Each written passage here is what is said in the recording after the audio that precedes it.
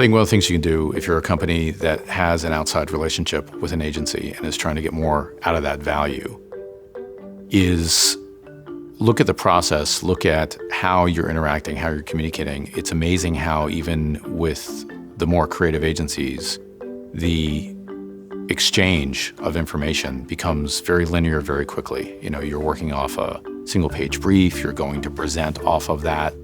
The messiness of the initial conversation that might have happened when the relationship first started.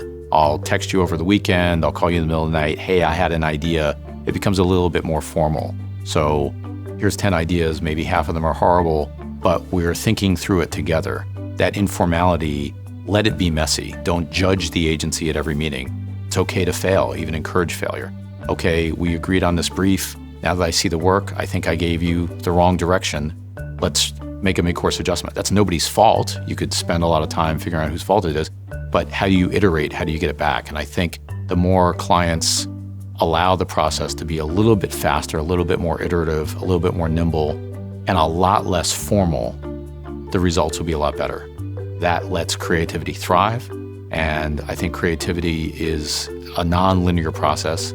I also think that a lot of the best conversations don't happen in meetings, they happen in between the meetings, both at the agency side and with the client. I think candor is hard sometimes when you're discussing creative ideas because they feel more emotional or they feel more personal. Somebody worked very hard to come up with this idea. I can't emphasize this enough. If you're a client, you don't have to be mean, but you should be blunt. You should be candid. Let them know what you like, let them know what you don't like. But if that idea, as far as you're concerned, is, dead on arrival, be clear about that. Don't let them waste 2 weeks trying to fix that idea or resuscitate something that has no chance. It's okay to be uncomfortable in that room and say, I'm not really sure how to evaluate this, or I don't know much about social media, but I know I need to be on there.